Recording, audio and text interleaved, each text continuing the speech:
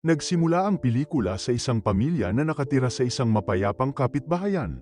Bigla nilang napansin ang kanilang kapitbahay na kumikilos kakaiba at tumatakbo sa paligid sa gulat. Nalilito ang pamilya ay nagpunta sa kalye. Makita lamang ang lahat na umaalis sa bayan. Dahil sa hindi nila alam kung ano ang nangyayari, mabilis nilang inayos ang kanilang mga gamit at sumama sa eksodo sa labas ng lungsod. Habang pinoproseso pa nila ang mga kaganapan, dalawang fighter jet ang lumitaw mula sa likuran. Ang bundok at naghulog ng mga bombang nagbabaga sa bayan ng walang babala, ang buong lugar ay sumabog. Apoy na nagiiwan sa lahat ng takot. Lumiko ang mga jet sa kanilang direksyon na nagdulot ng mass panic. Nagkalat ang mga tao sa bawat direksyon. Naalala ni Claire ang isang kilalang kanlungan sa kabundukan. Kaya nagpunta sila doon. Nang makarating sila sa kanlungan, bumalik ang mga jet at bumaba. Mas maraming bomba. Halos hindi na isara ng pamilya ang pinto nang may pagsabog yumanig sa lugar sa itaas. Sila, sa loob ng kanlungan, natuklasan nilang puno ito ng mga pang-araw-araw na pangangailangan na sapat. Ilang buwan, wala silang ideya kung ano ang nangyayari sa labas, ngunit ang kaligtasan ang naging prioridad nila. Naging linggo ang mga araw at lumipas ang isang taon. Ang pamilya ay umangkop sa buhay sa kanlungan. Pag-secure sa pasukan gamit ang mga tanikala at pag-iwas sa labas ng mundo. Na ngayon ay nasakop ng isang hindi kilalang banta, naniniwala sila na maaaring sila lang ang nakaligtas.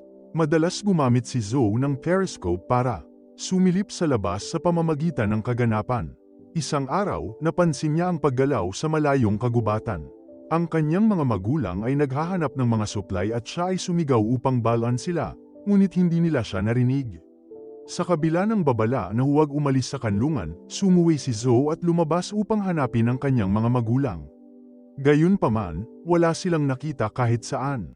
Gulat na tawag sa kanila, nagulat siya nang biglang si Claire. Lumitaw at tinakpan ang kanyang bibig para manahimik. Ang tunog sa kagubatan ay isang grupo ng natakot na USA na nag-alok ng maikling ginhawa. Ngunit napagtanto ni Claire na malamang na tumatakas ang USA.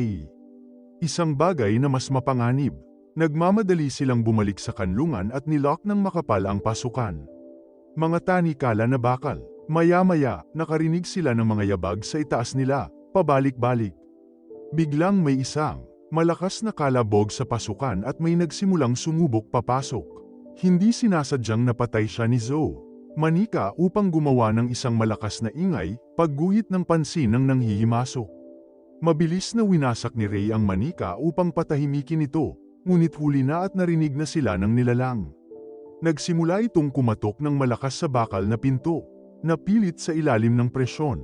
Sinubukan ni Claire na palakasin ang pinto sa kanyang bigat, ngunit hindi sapat na. Nagsimulang bumukas ang pinto, tumambad ang isang pares ng kumikinang na dilaw na mata sa dilim.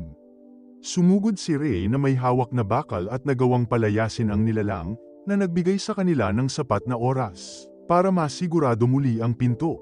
Gayunpaman, ang kanilang mga aksyon ay tila nagalit sa nilalang, na nagpatawag ng iba. Ang nakakabinging tunog ng papalapit na mga yabag ay yumanig sa kanlungan ng mas maraming nilalang ang dumating. Ang pamilya ay umatras ng mas malalim sa kanlungan, ngunit walang pagtakas. Napansin ni Zoe ang isang vent nila. Maaaring gamitin upang makatakas. Tinulungan ni Ray si Claire na makaakyat muna, at pagkatapos ay hinayla niya si Zoe sa ligtas na lugar. Nang sinubukang sundan ni Ray ay masyadong malapad ang kanyang mga balikat at naipit siya. Habang papasok ang mga halimaw, ginawa ni Ray ang masakit na desisyon na baliin ang kanyang braso para pisilin. Tulad ng halos malaya na siya, isang halimaw na kamay ang humawak sa kanyang bukong-bukong at kinaladkad siya pabalik. Sa kanyang mga huling sandali, sinigawan ni Ray si Claire at Zoe na tumakbo para sa kanilang buhay bago siya hinayla pababa sa kanlungan. Nakakakilabot ang narinig nila, mga hiyawan at tunog ng matinding pakikibaka. Umakyat ang dugo at pagkatapos ay tumahimik ang lahat. Nagdadalamhati, ngunit alam niyang kailangan nilang mabuhay. Hinawakan ni Claire si Zoe at tumakas patungo sa kagubatan. Matapos makatakas sa kagubatan, narating ni Claire at Zoe ang bayan kung saan sila unang nagtangkang tumakas.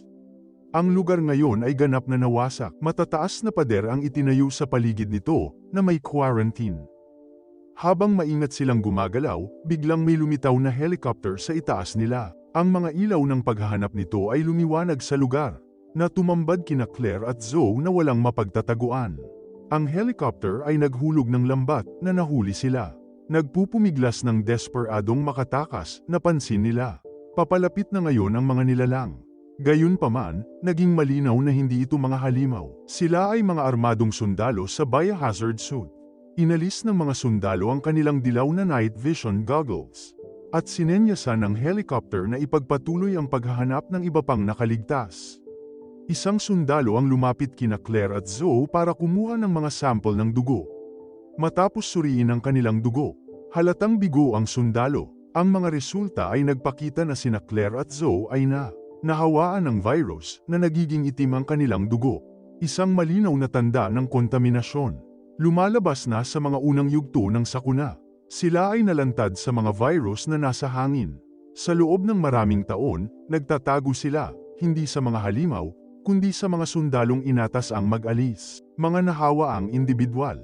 Habang naghahanda ang mga sundalo na patayin sila, si Claire, na hinimok ng isang primal instinct, protektahan ang kanyang anak, nagsimulang magbago. Namumula ang kanyang mga mata, at kumalat ang mga impeksyon. Kitang-kita sa kabuuan ng kanyang katawan na nagbabago sa kanyang hitsura tulad ng pagtutok ng mga kawal ng kanilang mga sandata. Si Ray ngayon ay nag-mutate na rin, biglang sumulpot at inatake sila.